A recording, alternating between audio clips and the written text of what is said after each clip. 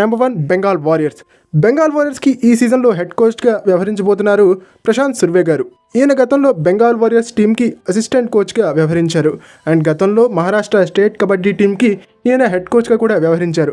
So ఈ నేపథ్యంలో చాలా ఎక్స్పీరియన్స్ ఉన్నటువంటి కోచ్ అండ్ బెంగాల్ వారియర్స్ మేనేజ్మెంట్తో కూడా కలిసి పనిచేసిన అనుభవం కూడా ఉంది కాబట్టి చాలా బాగా ఈ టీంని లీడ్ చేసేటువంటి అవకాశం ఉంటుంది. Number 2 Bengaluru bulls. Bengaluru bulls మరోసారి రణ్ధీర్ సింగ్ షెరావత్ గారిని వాళ్ళ హెడ్ కోచ్గా నియమించుకోవడం జరిగింది. వరుసగా 10 సీజన్ల పాటు సేమ్ ఫ్రాంచైజ్కి రిప్రజెంట్ చేసినటువంటి ఆయన 11వ సీజన్లో కూడా బెంగళూరు బుల్స్ తరఫుని ప్రాతినిధ్యం వహించబోతున్నారు. మరి బెంగళూరు బుల్స్ని ఎలాంటి ఉన్నత శిఖరాలకు చేరుస్తారనేది వేచి చూడాల్సినటువంటి అంశంగా కనిపిస్తోంది. Third team Dabang Delhi. దబాంగ్ ఢిల్లీకి కొత్త హెడ్ కోచ్ వచ్చేశారు. ప్రో కబడ్డీ సీజన్ 8లో ఈ టీంకి మొట్టమొదటి ట్రోఫీ అందించినటువంటి కెప్టెన్ అయినటువంటి జోగిందర్ సింగ్ నర్వాల్ గారు ఈ సంవత్సరం ఈ టీంకి హెడ్ కోచ్గా వ్యవహరించబోతున్నారు. లాస్ట్ సీజన్లో ఇదే టీంకి అసిస్టెంట్ కోచ్గా ఈయన వ్యవహరించారు.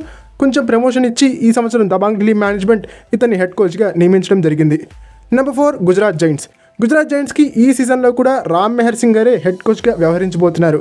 లాస్ట్ సీజన్లో చాలా చక్కగా లీడ్ చేశారు. బట్ ప్లే ఆఫ్ మ్యాచ్లో విఫలం కావడం జరిగింది. ఆ మిస్టేక్స్ ఏవైతే ఉన్నాయో వాటిని ఈ సీజన్లో రెక్టిఫై చేసుకుని మరింత ముందుకెళ్లేటువంటి అవకాశం ఉంటుంది Gujarat giants. Number 5 Jaipur pink Panthers.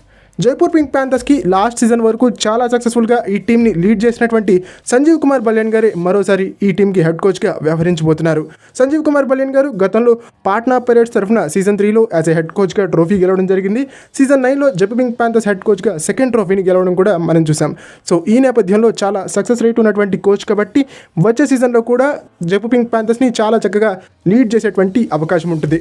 ఇక next team Haryana steelers. Haryana స్టీలర్స్కి లాస్ట్ సీజన్లో ఈ టీంకి హెడ్ కోచ్గా వ్యవహరించి ఆ టీంని ఫస్ట్ టైం ఫైనల్స్కి తీసుకెళ్లినటువంటి మన్ప్రీత్ సింగ్ గారే మరోసారి హెడ్ కోచ్గా వ్యవహరించబోతున్నారు.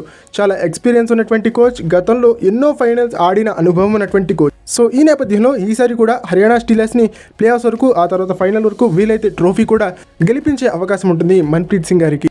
ఇక next team Patna pirates. Patna పైరేట్స్కి ఈ సీజన్లో కూడా హెడ్ కోచ్గా వ్యవహరించబోతున్నారు. లాస్ట్ సీజన్లో ఈ టీంని చాలా సక్సెస్ఫుల్గా లీడ్ చేసినటువంటి నరేందర్ కుమార్ రెడ్డి గారు.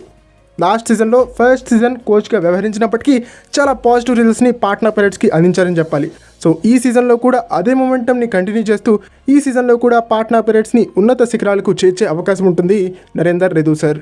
ఇక నెక్స్ట్ టీం పునేరి పల్టన్. పునేరి పల్టన్కి మరోసారి హెడ్ కోచ్గా వ్యవహరించబోతున్నారు బీసీ రమేష్ గారు. బీసీ రమేష్ గారు కూడా మంచి ట్రాక్ రికార్డు ఉన్నటువంటి హెడ్ కోచ్గా మనం అభివర్ణించుకోవచ్చు. ఆయన గతంలో బెంగాల్ వారియర్స్ హెడ్ కోచ్గా ట్రోఫీ గెలిచారు. బెంగళూరు బుల్స్ అసిస్టెంట్ కోచ్గా ట్రోఫీ గెలిచారు. ఆ తర్వాత పునేరి పల్టన్ హెడ్ కోచ్గా కూడా ట్రోఫీ గెలవడం మనం చూసాం. సో 3 ట్రోఫీలు ఉన్నటువంటి ఏకైక కోచ్గా ఉన్నారు ఓవరాల్ ప్రో కబడ్డీలో. సో ఈ నేపథ్యంలో ఈసారి కూడా పునేరి పల్టన్కి పాజిటివ్ రిజల్ట్స్ అందించేటువంటి అవకాశం ఉంటుంది బీసీ రమేష్ గారు. ఇక నెక్స్ట్ టీం తమిళ్ థలైవాస్.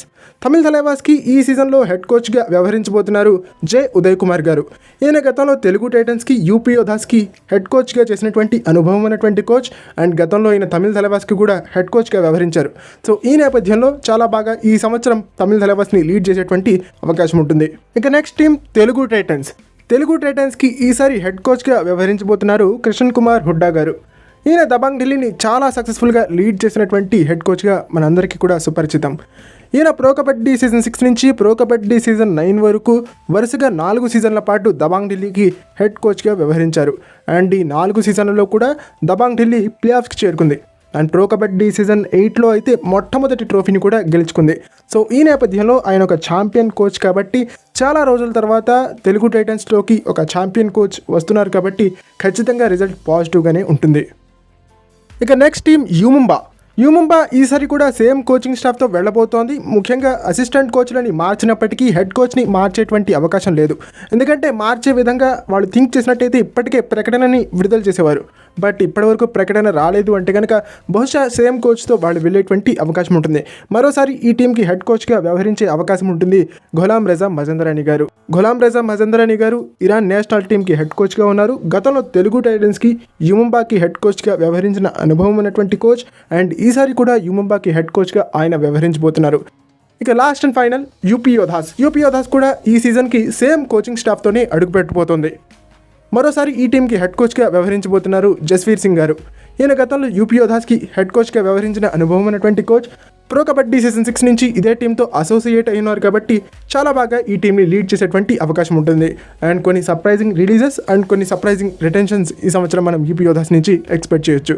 ఓకే, ఇది ఫ్రెండ్స్ ఈ వీడియో కనుక మీకు నచ్చినట్టయితే లైక్ చేయండి, షేర్ చేయండి, మన ఛానల్ని సబ్స్క్రైబ్ చేసుకుని పక్కనే ఉన్న బెల్ ఐకాన్ ప్రెస్ చేసి ఆల్ ఆప్షన్లో సెట్ చేసుకోండి. అండ్ ఇలాంటి మరిన్నో వీడియోస్ కోసం ఛానల్ని డైలీ ఫాలో అవడానికి ట్రై చేయండి.